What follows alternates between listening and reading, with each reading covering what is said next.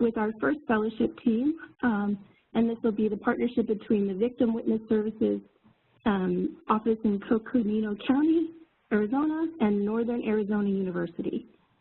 And so I'll let you guys go ahead and introduce yourself. And everybody's going to have about 5 or 6 minutes to speak. Thank you. Okay. I'm going to hand the phone to Brooke here. Brooke is here with me, and we will get started. Sorry, we were having some technical difficulties here. So here's Brooke. Hello, all. This is Brooke. Oh, hello? Hello? Oh, I'm not hearing anybody. You're on, Brooke. Everybody else is muted. Oh, everyone else is muted. Hi. Okay, so I can just start? Does that sound good? All right. Hi, everyone. So my name is Brooke Heer. Our partnership here was with me. I'm at Northern Arizona University. Dr. Lynn Jones is also here with me on the phone. She's also at Northern Arizona University. And as well as we have partners at Victim Witness of Coconino County. And they're listed on that slide right there. Jen Runge is the executive director. Sarah Young Patton is the associate director. And Bethany Larson and Janae Sable-Green are both victim advocates. So that was kind of the makeup of our team. And the whole goal of our presentation was really to assess victim services at 2 locations within Arizona, and they're very remote. They're very isolated locations. One is Page, Arizona, and one is located in the Grand Canyon, and the Grand Canyon is separated into the Grand Canyon Village and Tucson, but they're all sort of the general Grand Canyon area. And so in our conversations with Victim Witness, they had said that anecdotally they had reports that there was a high need of victim services in those areas. And they had some victim advocates located around, but they're these very, what they call mobile victim advocates. So they go to many remote locations within these areas of Northern Arizona.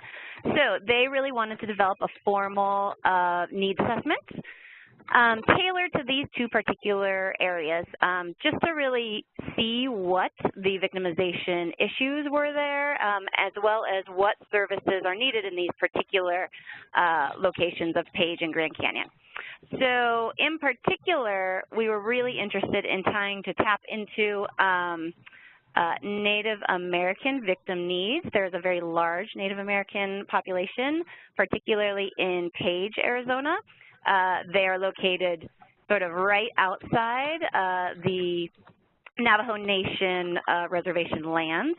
So there's a lot of crossover between Page and reservation lands. So they see a lot of Native American victims. They represent a high proportion of their general victims and survivors and people who are encountering some trauma. That's a large population that victim services sort of sees come through the doors there. We also have a very unique situation in the Grand Canyon region where community members are very sort of transitional. They're very temporary. They move in and out of the Grand Canyon quite often. So that's very unique as well. So we were hoping to kind of tap into both of those particular aspects in order to kind of gauge particular victim service needs of those populations. So if we could go to the next slide. I don't know if somebody's moving them. Thank you. So where we're currently at. So we had a pre-existing relationship with Victim Witness.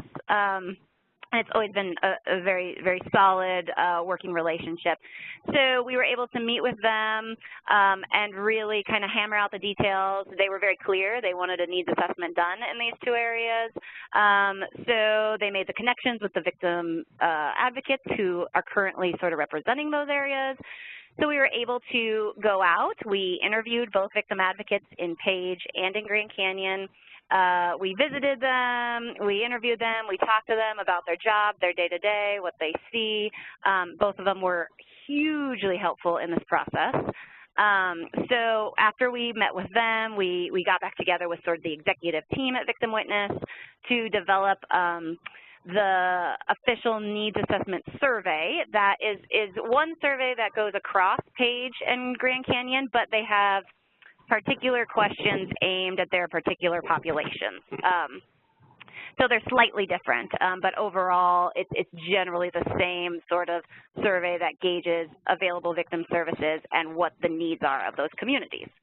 So we had to, after we developed the idea of the needs assessment, we had to figure out the best way to get it out to these populations. That was the most difficult part of this project thus far, because we had to make it available through multiple types of platforms. Internet access is spotty. Sometimes they don't have it. Most of them have some sort of phones, but they might not have access to internet through their phones. I mean, there was all kinds of issues that we sort of ran into when we were talking to people about how to best administer the survey.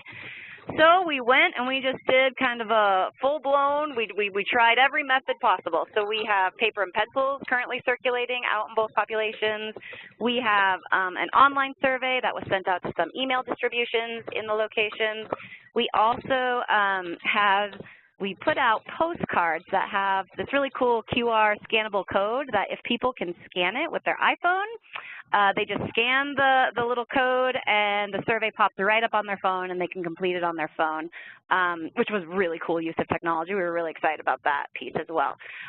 So as of today, all of that is currently out. It's been a couple weeks, so we are waiting to kind of assess what the actual number coming in looks like. But the good news is both of the needs assessment surveys are out in both populations.